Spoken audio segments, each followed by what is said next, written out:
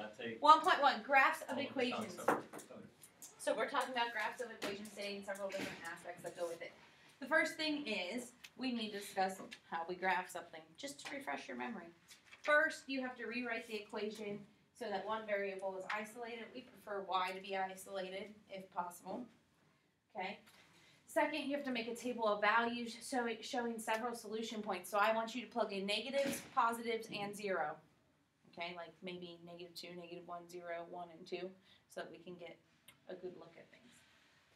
Thirdly, you're going to plot those points, and then last, you're going to connect the points. Like connect the dots a little bit, okay? You guys are going to have to be able to determine if points are solutions of a graph. So how can I determine whether 213 and -1, -3 lie on that graph? What do I need to do? Plug them in. So I'm going to take 213, I'm going to say 13 equals 10 times 2 minus 7. So 13 equals 20 minus 7. What's 20 minus 7? 13. So that is a solution point. So 213 is a solution point. Now I'm going to take -1, -3 and plug it in. So I have -3 equals 10 times -1 minus 7. So I get -3 equals -10 minus 7. And -3 equals -17. That is not a solution point. You're going to have to do that in your homework tonight. Okay, plug, chug, check. It should be pretty simple in that retrospect. The other thing we're going to have to do is sketch a graph by plotting points.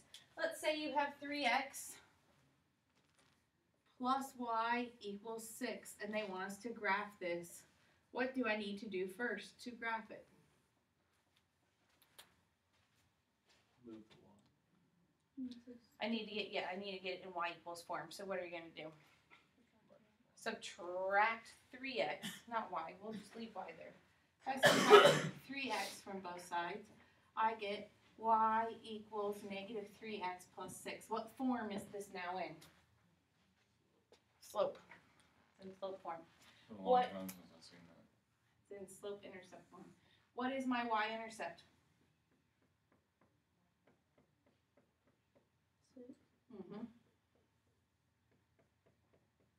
So I'm going to go up to 6. What is my slope? -3. Down 3. 1, 2, 3 over 1. 1, 2, 3 over 1. Here's my slope. If this was on real graph paper like you're going to do tonight, it would look even prettier. Now I've graphed my line. Yes. Yes, sir. Okay. So you are plugging in points, determining if they are solution points. You are graphing equations that aren't in y equals form first. Okay. I'm going to graph it that way. I'm also could graph, if I have an equation that says y equals x squared minus 2, and I want to graph this, how can I graph this since it's not in intercept form? What can you do? I could plug in points. I'm going to plug in -2. This is where you're going to make a chart. -1, 0, 1, and 2. I'm going to plug in all these points to my x, and I'm going to see what my y comes out to be. If I plug in a -2, what is -2 squared? -2 squared is what? Not -4. A -2 times a -2 is +4. And 4 minus 2 is 2. If I do -1 squared, I get 1. 1 minus 2 is. If I plug in a 0, I get. If I plug in a 1, I get 1 minus 2, which is. 1 minus 2, which is -1. Yeah. And if I plug in a 2, 2 squared is 4. 4 minus 2 is 2. And this should be a parabola because it is a square. Oh yeah, parabolas. Okay, so when I'm graphing a parabola, I have to make a data chart.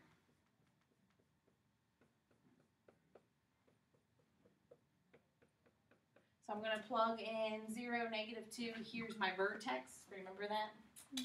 Okay, 1, -1, -1, -1, -2, +2, and remember they always mirror each other. So here is the graph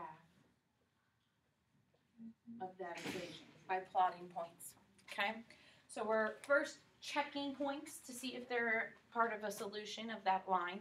We're putting stuff into y-intercept form and graphing. We are also graphing quadratic equations by plugging in points, okay? If you want to use your graphing calculator to graph stuff, you can. Let's talk about how we do that. Okay, and trust me, you'll want to, because you're going to get equations like this. Let's say you have the equation y equals 1/30th. Okay, nobody wants to do that. 1/30th x to the 4th times x to the 4th minus 10x squared plus 39. When you put this in your graphing calculator, here's how you're going to do it. You're going to go to y equals. You are going to make sure that your plots are not highlighted anymore. So you just go up there and you press enter and it turns them off. If they're not highlighted, they're off. You're going to plug this equation in. Here's how you're going to plug it in though. So it says y1 equals. You're going to plug in parentheses 1/30th. Okay? So parentheses 1 divided by 30 into parentheses. Then you press the X. The X is next to the green alpha button. Okay? Then you press parentheses again. So X, then parentheses again. Then we press the X button again. To get to the 4th, you do the caret 4. Okay? So you have to press the caret and the 4. Now, it's going to stay up in that spot until you press the over key. So you're going to press the little arrow and it will bring it back down, and then you're going to press minus, and then you're going to press 10x, and then you're going to just press the square button. Okay? And then plus 39, and you're going to end parentheses. When you do that, if you go to graph it and press graph, it might not graph for you. Your window might be wrong, okay? So we're going to go to our window, and we're going to change it. I'm going to change it to the standard. The standard is this. Your window standard is x minimum would equal -10, x maximum would equal +10. Your x scale would equal 1. Your y minimum would equal -10. Your y maximum would equal +10, and your y scale would equal 1.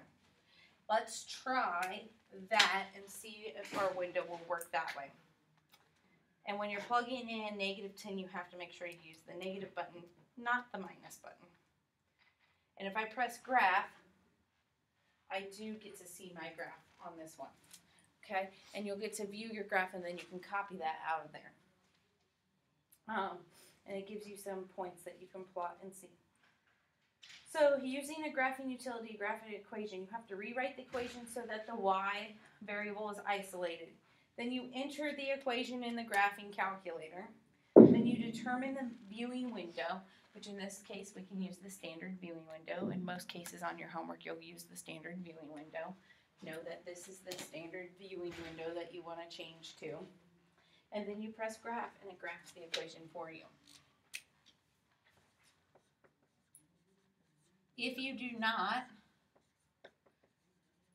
bring graphing calculator from now on, your card is getting marked. You will not be able to do a lot of the math without it from here on out. Okay? That's where we're going to stop in this lesson today. And tomorrow we'll pick up with some more graphing using our graphing utility.